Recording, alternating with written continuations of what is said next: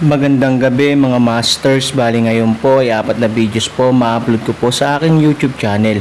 Tama nga mga masters, 4 na videos nga po ang ma-upload ko po. Yon, what's up mga masters, nandito na naman tayo sa panibagong araw, panibagong kabanata na naman ang pagsasama-samahan natin ngayon guys.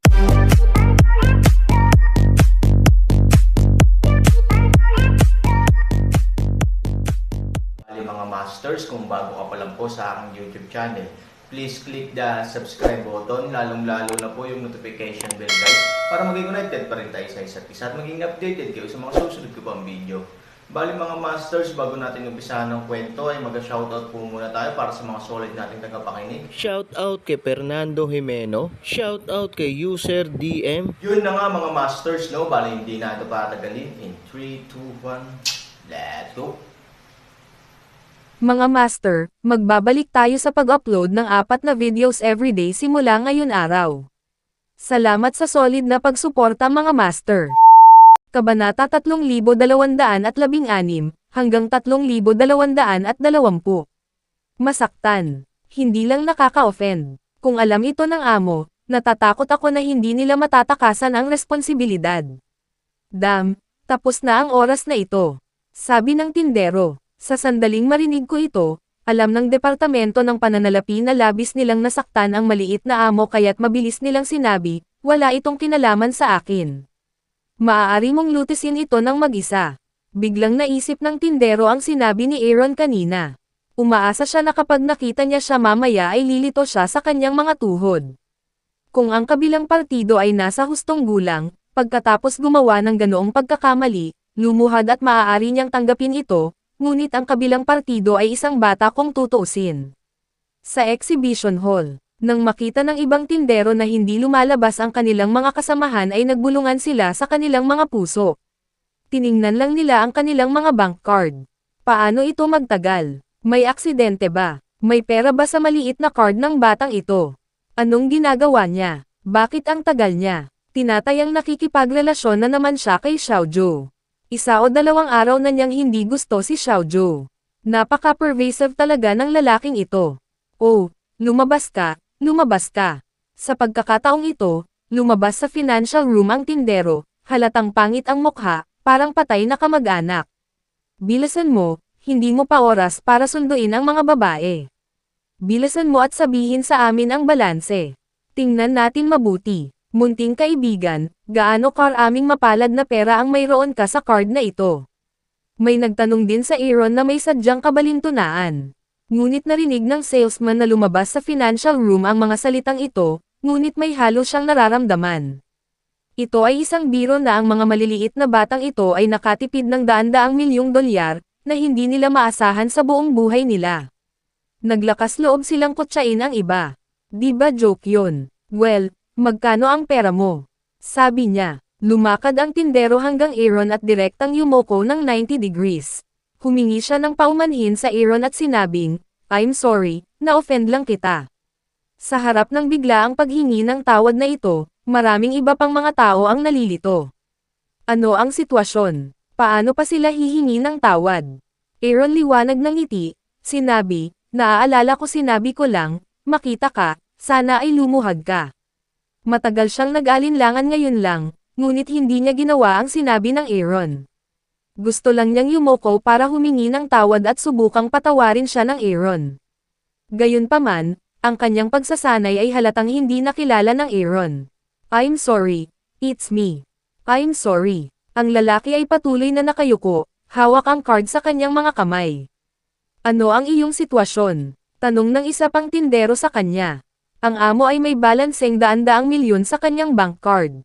Wala kaming mga sasakyan na hindi niya kayang bilhin dito. Higit pa, daan-daang milyon. Paano kaya? Maraming mga benta ang nagbago lahat ng kanilang mukha. Para sa mga kumikita ng libu-libong yuan sa isang buwan, hindi nila maisip ang daan-daang milyong asset. Nanlaki ang mga mata ni Bruce Lee sa pagkakataong ito. Napakaraming pera ng kanyang amo. Ang balanse sa kanyang card ay higit sa 100 milyong yuan. No wonder pupunta siya sa luxury car shop na ito para bumili ng sasakyan. Ang mga kotseng iyon na nagkakahalaga ng higit sa 100,000 yuan ay hindi makapasok sa kanyang mga mata. Sa mahusay na kasanayan at napakaraming pera, hindi maiwasan ni Bruce Lee na magtaka tungkol sa pagkakakilanlan ni Aaron. Sino siya na magaling sa murang edad? Bakit tulala ka pa rin? Mag-sorry ka. Ang nakayukong tindero ay nagpaalala sa ilan pang kasamahan. Ang ilang mga tao ay nakakaramdam ng manhid at nakakasakit sa ganitong uri ng malaking kliyente. Kapag alam ng amo, tapos na sila. Isang lalaking may mata na mas mataas kaysa sa itaas ang yumuko sa harap ng Aaron at nagsabing, "I'm sorry." Malamig na ngumiti si Bruce Lee. Tao siya ng Aaron. Sa oras na ito, siya na ang kumanta ng itim na mukha. Wala kang mata, marunong ka na bang humingi ng tawad ngayon? Tawagan mo ang amo mo. Sabi ni Bruce Lee. Nang marinig nila na gusto nilang tawagan ang amo, agad silang nataranta. Kuya, alam naming mali kami. Kung alam ito ng amo, hindi na namin may patuloy ang aming trabaho. Sana mapatawad mo kami. Paumanhin, alam namin talagang mali. Ipapakita namin sa iyo kung anong sasakyan ang gusto mong makita. Tignan mo ang umutot, wala sa mood bumili ng sasakyan ang amo ko. Pakitawagan mo na si boss at huwag ka nang magsalita ng kalokohan. Putol ni Bruce Lee. Ilang mga tao ay tumingin mahirap, iniisip na ito ay ang katapusan ng tawagan ang boss, sila ay natatakot na pumunta sa lugar. Para mapawi ang galit ni Aaron, lumuhad ang tindero na may bank card at sinabing, "Little boss, this is our fault. Lumuhad ako para humingi ng tawad sa iyo." Nagkatinginan ang iba. Bagamat nasa kanila talaga ang kasalanan, hindi sila lumuhad. Pero on second thought, hindi ordinaryong tao ang amo nila. Kung gusto nilang sisihin, hindi lang sila mawawalan ng trabaho, kundi mabubugbog pa, at wala ng paraan para manirahan sa Yuncheng sa hinaharap. Sa pag-iisip nito, sunod-sunod na lumuhad ang iba pang tao, "Pasensya na, mali kami." Nang makita ang sitwasyong ito, biglang napalabas ang masamang espiritu ni Bruce Lee. Nakakatuwang isipin ang ugali ng mga lalaking ito noon at tingnan sila ngayon. Oo naman, ang pera ay mabuti.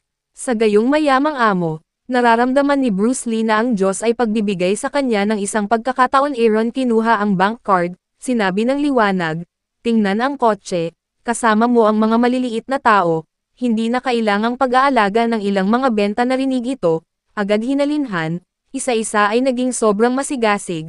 "Little boss, anong uri ng kotse ang kailangan mo? Ano ang iyong pangangailangan para sa mga kotse? Kung gusto mong maging low-profile appearance, mas mabuting isa publiko ito." Ilang tao ang nagsimulang mainit na ipakilala ang Aaron. Sa katunayan, ang kahilingan ng Aaron ay napakasimple. Sumakay lamang ng comfortable. Kung tutusin, hindi siya maaaring magmaneho ngayon. Ang pinakamahalagang bagay ay ang kaginhawaan. Pagkatapos ng ilang beses ng screening, Aaron sa wakas ay natukoy ang isang Maybach, ang hitsura ay hindi na publicized, at ang karanasan sa pagsakay ay napakakomportable. Susunod, mayroong proseso ng pag-sign ng kontrata sa pamamagitan ng pag-swipe ng card para kay Bruce Lee, ang driver, na malapit ng magmaneho sa Maybach. Ito ay isang bagay na hindi niya pinangarap na isipin higit pa rito, dahil ang Aaron ay wala pa sa edad, ang mga may-ari ng kotse ay dapat pa ring nasa ulo ng maliit na dragon, na hindi naisip ni Bruce Lee kahit na siya ay isang driver. Kapag nahulog ang kotse sa ulo niya, in a sense, siya ang may-ari ng kotse. Kung lalabas ka at magyayabang, ang mga maliliit na kapatid na babae na iyon ang magkusa para makalapit sa kanya, "Boss, gusto mo ba talagang iwan ang sasakyan sa akin?" Hindi makapaniwalang tanong ni Bruce Lee kay Aaron, "Anong problema?" Tanong ni Aaron. Para kay Bruce Lee, natural, walang problema. Sa walang dahilan, nagdagdag siya ng fixed asset, na pailang sa langit.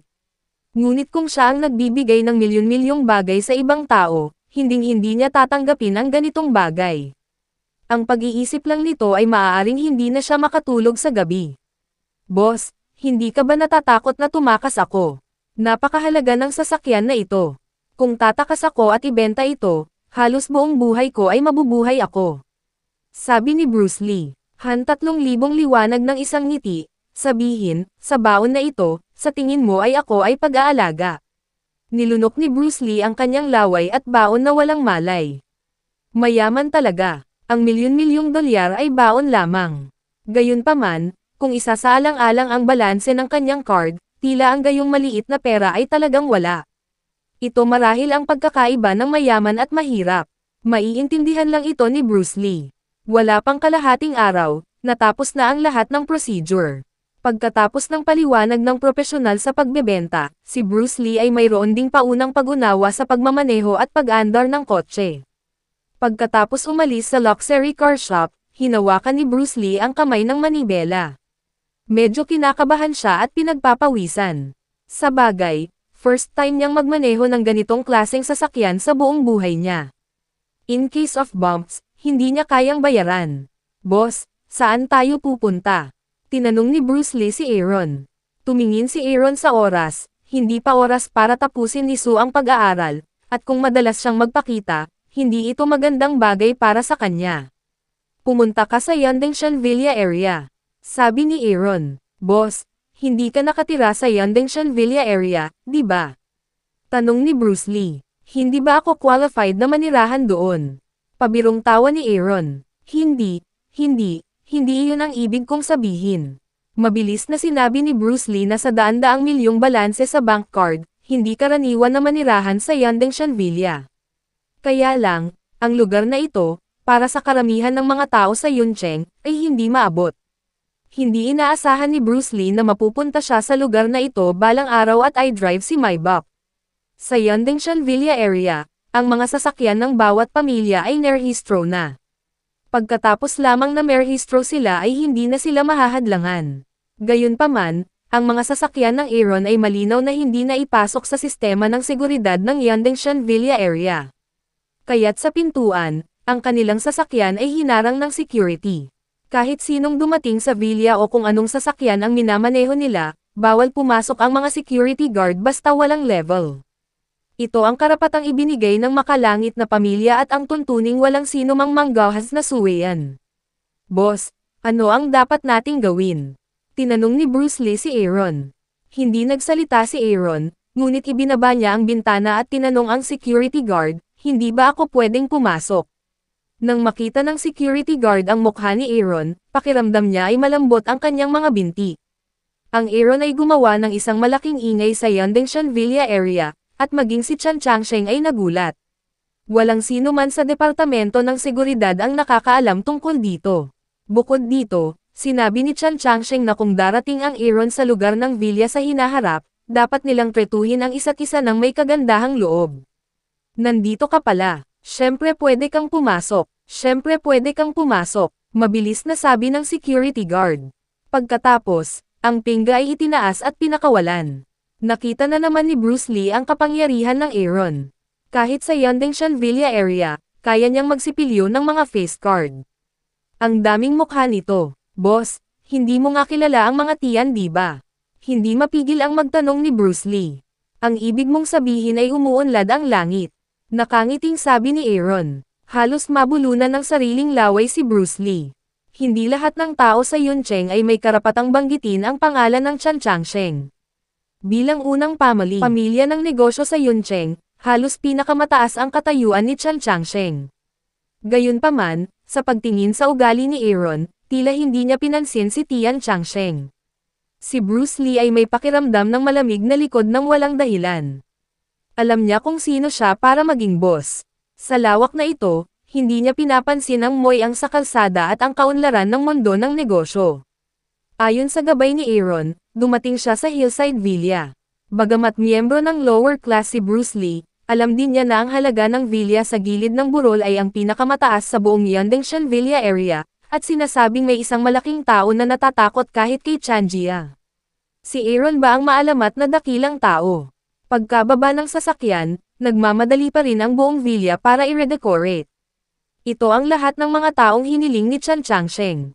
Hindi nangangahas si Chan Changsheng na pabayaan ang bagay na ito, at hanggat may oras siya, personal niyang pangangasiwaan ang gawain. Dahil sinabi ng lalaking iyon na kung magkakaroon siya ng magandang relasyon sa Aaron, ang pamilya Chanjia ay magkakaroon ng mas malaking pagkakataon na gumawa ng isang pambihirang tagumpay. Bukod dito, nilinaw din niya na ang Aaron ay may mas mataas na katayuan kaysa sa kanya. Ang pinakamahalagang bagay ay nasa mata ni Chan Changsheng, luluhod siya sa harap ng Aaron upang mabuhay. Ang eksenang ito ay hindi malilimutan ng kasaganaan. Sa sandaling pumasok ang Aaron sa villa area, ipinaalam ng Security Department kay Chan Changsheng ang insidente. Si Chan Changsheng ay orihinal na nakikipaglaro sa kanyang maliit na apo, ngunit sa sandaling marinig niya ito, agad niyang ibinaba ang kanyang ginagawa at naghanda na pumunta sa villa. Si Tian Lenger ay spoiled bilang isang prinsesa sa Changjia. Sa Changjia, siya lang ang naglakas loob na magtanong kay Tian Changsheng. Nang marinig ang sinabi ni Tian Changsheng na gusto na niyang umalis, ang mukha ni Tian Lenger ay agad na nagpakita ng malungkot na tingin. Lolo, sabi mo sasamahan mo ako buong araw. Paano ka makakaalis ngayon? The day spirit son a face discontented of say, Darling, my grandfather has a very important person to see, and I have to go now. I'll play with you pagbalik ng lolo ko. Okay, Chan Changsheng said. Syempre hindi. Ang araw na espiritong anak ay walang awa na tumatanggi sa isang paraan, isang air drum na hitsura. Bagamat mahal ni Chan Changsheng ang kanyang apo, ito ay mga Aaron kailangan niyang umalis. Nangako si lolo na babalik ako kaagad kapag nakita ko ang lalaking ito. Sabi ni Chan Changsheng, sino ang napakalakas kaya kailangan mong pumunta ng personal? Naguguluhan na tanong ni Tian Lenger, ngunit alam niya ang posisyon ni lolo sa Cloud City, at walang sino man ang karapat-dapat na makita ng personal, ang kanyang kalubhaan ay lampas sa imahinasyon ng aking lolo. Kung hindi, paano ako makakapunta ng personal? Sabi ni Chan Changsheng. Nang marinig ito, naging interesado si Tian Lenger. Gusto niyang malaman kung anong klaseng tao siya. Siya ay karapat-dapat sa atensyon ng lolo, maaari kang pumunta, ngunit isama mo ako, kung hindi, huhugutin ko ang iyong balbas. Ang pagbabante ni Tian Lenger ay hindi sinasadyang hinahawakan ang kanyang baba gawin kung ano ang kanyang sasabihin at gagawin ang kanyang sinasabi. Sige, ngunit hindi ka maaaring magsalita ng walang kaparerikan o maging bastos sa kanya pagsasalin. Yun na nga mga masters, no? Bali panibagong kabanata na naman yung natapos natin ngayong gabi. Muli, maraming salamat po talaga sa walang sawang suporta po sa aking YouTube channel na talagang inaabangan nyo po ang bawat upload ko po. Bali mga masters, magkita-kita ulit po tayo bukas ng gabi at ngayon po ay magpapaalam po muna tayo. Bali mga masters, bye-bye!